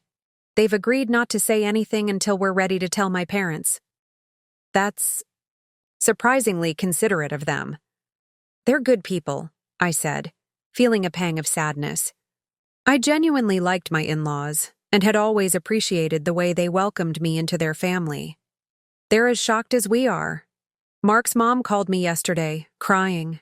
She kept apologizing, as if it were somehow her fault. At least someone in that family has a conscience, Caroline muttered. Care, I admonished gently. Please don't. The kids can hear you, and despite everything, he's still their father. I don't want them caught in the middle of adult anger. You're right. I'm sorry, she said quickly. I just hate seeing you hurt like this. I know, I appreciate that.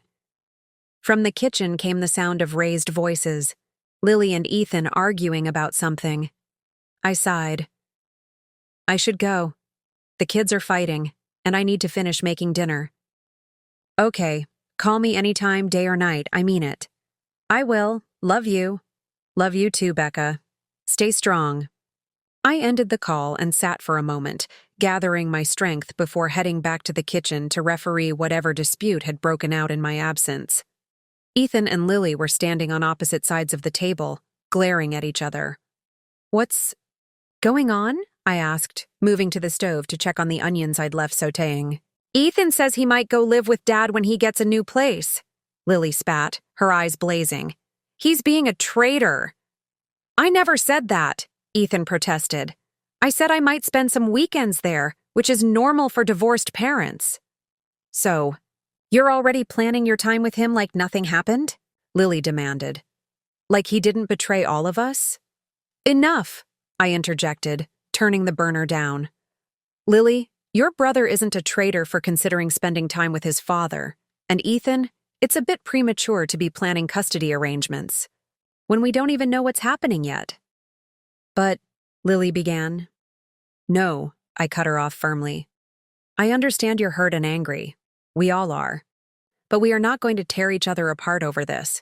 We need to stick together more than ever right now." Both teenagers fell into sullen silence. "Ethan," I continued, my voice softer, "if at some point your dad has a place of his own and you want to spend time there, that will be a conversation we all have together. But for now, let's focus on getting through the immediate future." He nodded, avoiding his sister's gaze. "And Lily," I turned to my daughter, "calling your brother names is not helpful. I know this is hard, but we can't lash out at each other. We need to be kind to ourselves and each other right now." She crossed her arms but didn't argue further. "Now, can we please have a civil dinner together?"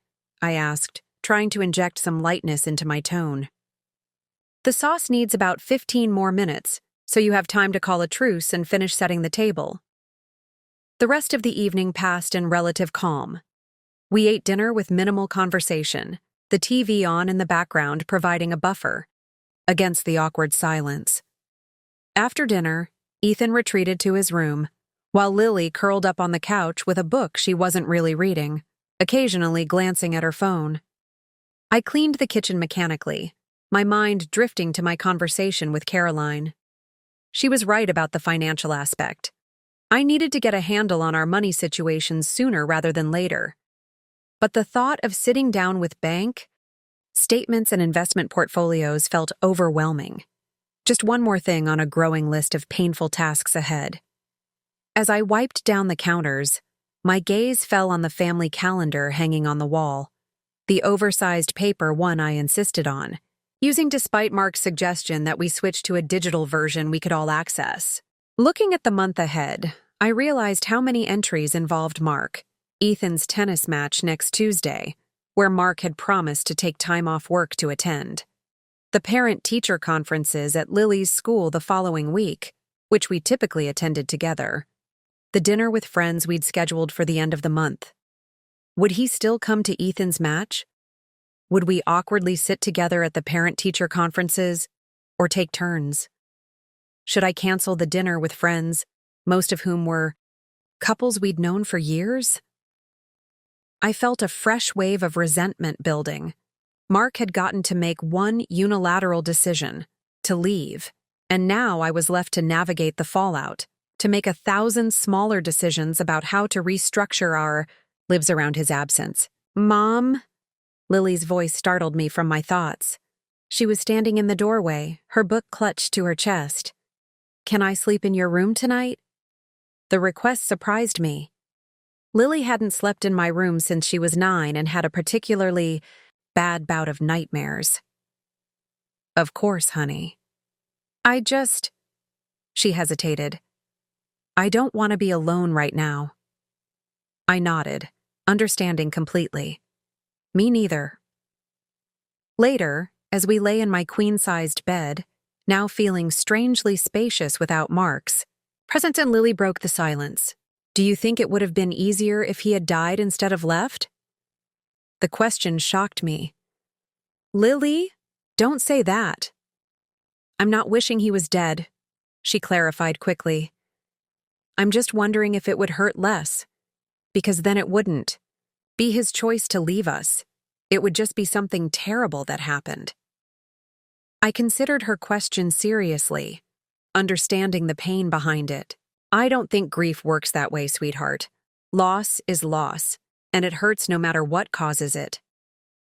But at least we wouldn't have to feel rejected, she persisted. We could just miss him instead of being mad at him. You can miss him and be mad at him at the same time, I pointed out gently. Feelings aren't exclusive, I guess. She was quiet for a moment. I miss who he used to be, before he changed. I turned on my side to face her in the dim light filtering through the curtains. When do you think he changed? Lily thought about it. I don't know exactly. Maybe last year. He used to play games with us and help with homework and stuff. Then he started working late all the time and being on his phone constantly. And he got annoyed really easily. Her observation matched my own. Mark had begun pulling away about 18 months ago, around the time he'd received a promotion at work. At first, I'd attributed his emotional distance to the stress of new responsibilities. Then I'd wondered if he was having a midlife crisis of sorts. He'd turned 45 and had started talking about all the things he'd never done, places he'd never visited. I'd suggested a vacation, just the two of us, something we hadn't done since before Ethan was born. He'd seemed enthusiastic initially, but then work commitments kept interfering with our plans, until eventually the idea was shelved indefinitely. Did you know something was wrong? Lily asked, interrupting my thoughts. Before he told you he was leaving? I hesitated, not wanting to burden her with adult concerns but also not wanting to lie. I knew things weren't great between us, I admitted. We weren't communicating well and we were arguing more than usual, but I thought we were just going through a rough patch. I didn't think he was planning to leave. Did you try to fix it? The question stung. Had I tried hard enough? Could I have done something differently? I tried in the ways I knew how, I said carefully. I suggested counseling a few months ago, but your dad wasn't interested. I tried to create more time for just the two of us. But it's hard to fix a relationship when only one person is working on it. That doesn't seem fair, Lily murmured. It's not, I agreed. But relationships aren't always fair. Is that why you're not more angry? Because you already saw it coming? I stroked her hair gently. Oh, I'm angry, Lily. I'm angrier than I've ever been in my life. But I'm also sad and scared and a dozen other emotions all at once. And I'm trying not to let any one of those feelings take over completely. I don't know how to do that, she confessed. The angry part just feels huge, like it's taking up all the space inside me. That's okay, I assured her. You feel however you need to feel. There's no right or wrong way to handle this. Just remember, you can always talk to me about it, no matter what. Even if I say I hate Dad? I winced internally but kept my voice steady. Even then, though I hope someday you won't feel that way anymore. I don't know if I can ever forgive him, she said, her voice small but determined. You don't have to figure that out right now, I told her. Forgiveness takes time, and it can't be forced. Have you forgiven him? Not yet. I answered honestly. I'm not there yet, but I hope someday I can, for my own peace of mind if nothing else. Lily nodded, seeming satisfied with that answer. Thanks for not lying to me, Mom, about any of this. I leaned over and kissed her forehead. I will always be honest with you, even when the truth is messy or painful. I know, she said, yawning. That's why you're the good parent. I didn't correct her, though I knew I should. That was a conversation for another day, when emotions weren't so raw. For now, I simply held her hand as she drifted off to sleep, wishing I could protect her from the pain I knew lay ahead for all of us. As Lily's breathing deepened into sleep, I stared at the ceiling, my mind racing with all that had happened and all that was still to come. The lawyer consultations Caroline would arrange, the conversations with my parents, the logistics of separate households, the financial negotiations, the inevitable questions from friends and colleagues. But most daunting of all was the prospect of rebuilding a life I hadn't planned for, a life without the partner I'd expected to grow old with. Would I ever trust anyone again? Would I even want to try? Or would I focus solely on getting my children through this transition and then seeing them off to college and adult lives of their own? The future stretched before me, uncharted and uncertain. The only thing I knew for sure was that tomorrow would come, ready or not, and we would face it together, Ethan, Lily, and me. A family reconfigured but still intact. As sleep finally began to claim me, I remembered the question Lily had asked earlier in the kitchen. What happens now? The answer was still forming, still evolving. But perhaps it was simpler than I'd made it out to be. What happens now? We love each other. We tell the truth. We make space for grief and anger. We forgive when we can. We move forward even when it hurts. We keep going, one day at a time. The path forward. The morning light filtered through the curtains, casting soft shadows across the bedroom. For a blissful moment upon waking, I existed in the peaceful limbo before memory returned. Then reality crashed back. Mark was gone, the kids were hurting, and somehow I needed to be the stable center of our fractured family. Lily was still asleep beside me, her face relaxed in a way it rarely was during waking hours these days. I slipped out of bed carefully, not wanting to disturb her, and padded down the hallway toward the kitchen. The house had a different quality in the early morning silence, emptier somehow, as if Mark's absence had created a vacuum that expanded overnight. The coffee maker, a fancy espresso machine Mark had insisted on buying last Christmas, stared at me accusingly from the counter. I'd never bothered to learn its complicated settings, relying on Mark to make my morning coffee. Now I jabbed at buttons randomly, cursing under my breath when nothing happened. "You have to turn it on at the back first," came Ethan's voice from the doorway. I turned, surprised to see my son awake before noon on a day with no school. "Since when are you an early riser?" He shrugged, moving past me to flip a switch at the back of the machine. "Couldn't sleep?" I watched as he expertly loaded the portafilter with coffee grounds, tamped them down, and attached it to the machine. "When did you learn to do this?"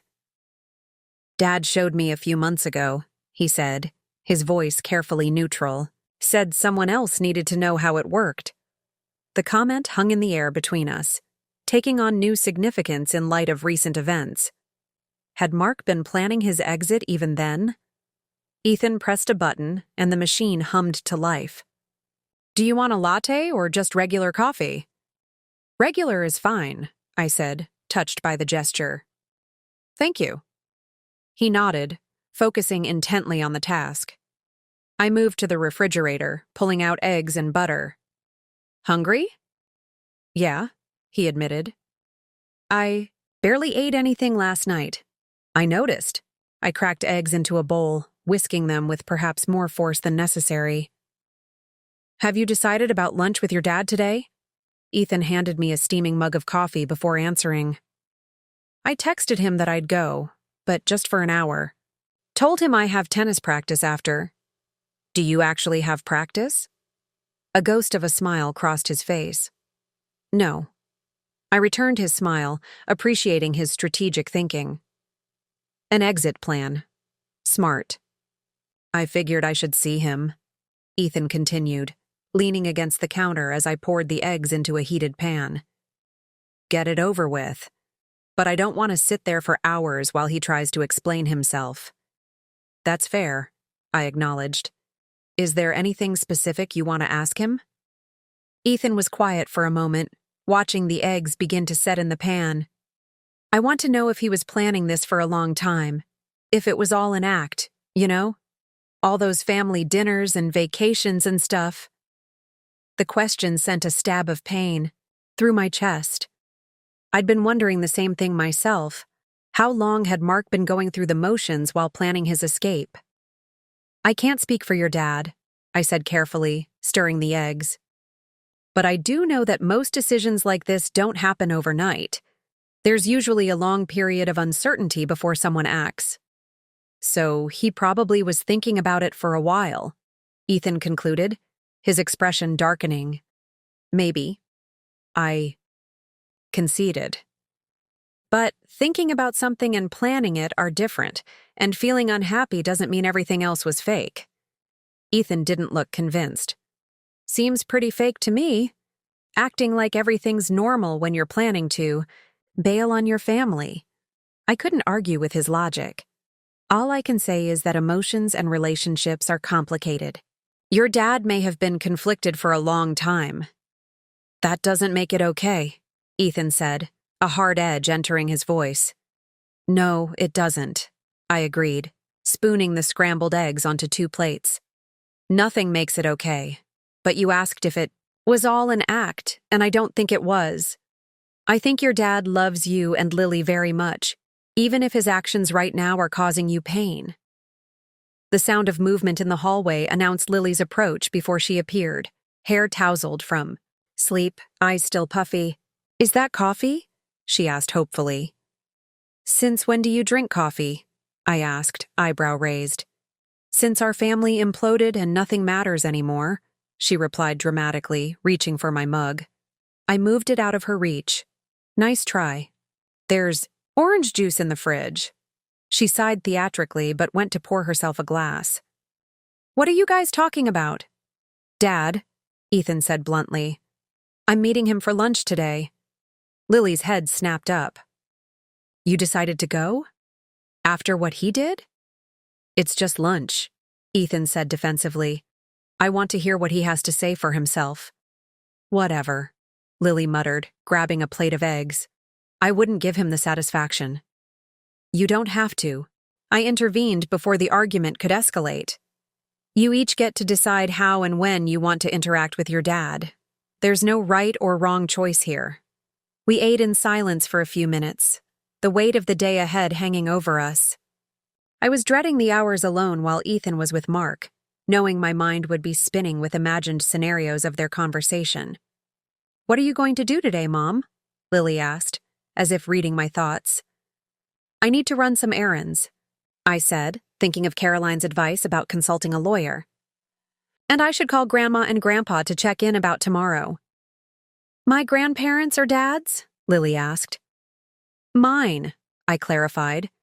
Your dad's parents already know you're coming. Are you going to tell them why?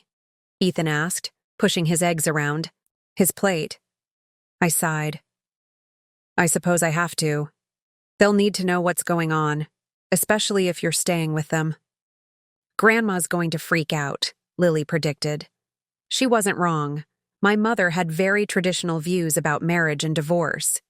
She'd stuck with my father through some genuinely difficult times, including his struggle with alcoholism in the early years of their marriage. In her worldview, you worked through problems, not walked away from them. She'll have her opinions, I acknowledged, but she loves you both, and she'll be there for us. Will she be mad at Dad? Lily asked, sounding almost hopeful. Probably, I said honestly, but that's between her and your father. I don't want either of you worrying about the adults in your life and their relationships right now. That's not your burden to carry. Ethan glanced at the clock on the microwave. I should get ready. Dad wants to meet at that pizza place by the mall at noon. My stomach twisted at the thought. Gianni's had been a family favorite for years. Mark was either being insensitive or deliberately choosing familiar ground to ease the conversation. Neither possibility made me feel better. Need a ride? I offered. No, I'll bike, Ethan said, standing to rinse his plate. It's not far. Text me when you're heading home, I requested, trying to keep my voice casual. And remember, you can call me anytime if you need to. I know, Mom, he said, with the exasperated tone of a teenager who thinks his parent is being overprotective. But he softened it with a quick squeeze to my shoulder as he passed. a gesture so reminiscent of Mark that I had to look away to compose myself. After Ethan left to get ready, Lily helped me clear the breakfast dishes in uncharacteristic silence. "You okay?" I asked, bumping her gently with my hip as we stood side by side at the sink. "Not really," she admitted. "It's weird that Ethan's going to see Dad and I'm not. Like we're already splitting up into teams or something." "There are no teams, Lily," I assured her. "You and Ethan might process this differently, and that's okay.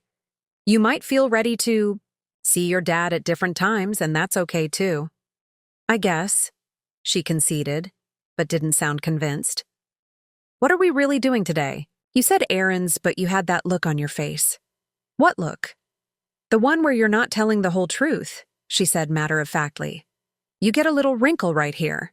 She poked the space between my eyebrows. I sighed, sometimes, forgetting how perceptive my daughter could be. "Aunt Caroline thinks I should talk to a lawyer, just to understand what happens next, with finances and everything." Lily's eyes widened. "So you are getting divorced? For real?" "I don't know. Yet," I said, the now familiar phrase feeling like a shield. "But I need to be prepared, whatever happens." "Can I come with you?" she asked unexpectedly. "To a lawyer?" I was surprised. "It's going to be pretty boring, Lily. Lots of adult talk about assets and finances." "I don't care," she said stubbornly. "I don't want to sit around here thinking about Ethan and Dad having pizza together." Put that way, I could hardly refuse. "All right, but I haven't actually made an appointment yet. I was going to call around today. Then I'll help you research," she decided, a hint of her usual determined energy returning. "We'll find the scariest, meanest divorce lawyer in the whole city." Despite everything, I laughed. "I'm not sure that's the criteria we should be using." "Why not?" she challenged. "Dad deserves it."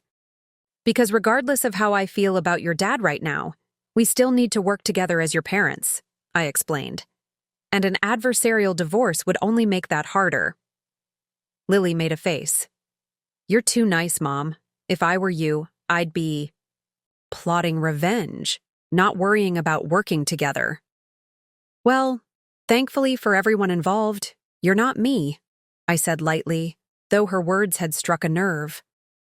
Part of me, a dark, wounded part I didn't like to acknowledge, did want revenge.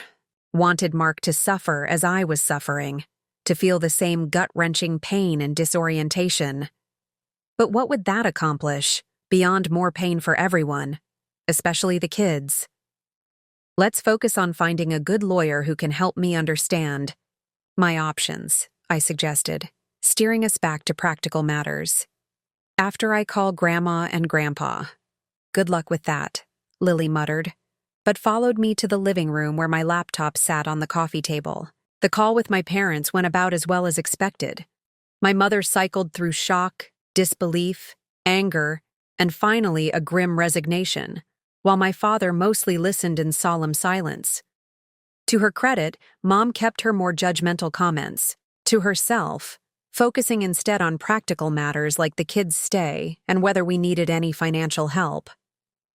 "We're managing for now," I assured her, though truthfully, I had no idea what our financial situation would be once Mark and I began formally separating our lives. "I just need to know the kids have a safe place to be tomorrow while Mark gets some of his things." "Of course they do," Mom said firmly. "This is still their home too. And yours, Rebecca. Don't you let Mark make you feel like you're imposing by bringing the children to their grandparents' house." "I don't feel that way," I said, though the reassurance warmed me. "And neither does Mark. This was a mutual decision to make the transition easier on everyone." "Humph," was all my mother said to that, but I could practically hear her thinking that nothing about this situation was mutual. After promising to drop the kids off early the next morning, I ended the call and turned to Lily, who had been pretending not to eavesdrop from the other end of the couch. "That wasn't so bad," I observed. "Grandma held back," Lily said knowingly. She'll wait until we're there tomorrow to really let loose. Probably, I conceded with a small smile. But not in front of you guys. We'll see, Lily said, sounding unconvinced. So, lawyer time? I nodded, opening my laptop. Lawyer time. The next couple of hours were spent researching family law attorneys in our area. Caroline had already texted me a few names, and I found several more through the State Bar Association website. Lily, true to her word, was particularly interested in those whose websites promised aggressive representation and fighting for what you deserve. I gently steered us toward professionals who emphasized mediation and collaborative divorce processes, explaining that those approaches typically cost less and caused less emotional damage, especially with children involved. By midday, I had consultations scheduled with 2 different attorneys for the following week. It felt surreal, like I was moving through someone else's life, someone I didn't recognize and certainly didn't want to be. My phone buzzed with a text from Ethan. At Gianni's with Dad, he's late. I frowned at the screen. Mark was never late. Punctuality was practically a religion for him. Being late to meet his son for their first conversation since he'd left? That wasn't like him at all. Do you want me to come get you? I texted back. No. He just pulled in. We'll text when done. I set the phone down, trying to quell my anxiety. What was Mark saying to Ethan right now? Was he explaining himself, apologizing, or trying to justify his actions? Would he mention this someone else he'd told me about? The thought of my son bearing that burden of knowledge made my chest tighten. Mom? Lily's voice pulled me from my thoughts. I'm hungry. It was past lunchtime, I realized. We'd been so focused on research that we'd lost track of time. Let's make sandwiches, I suggested. And maybe we could go for a walk afterward. It's a nice day.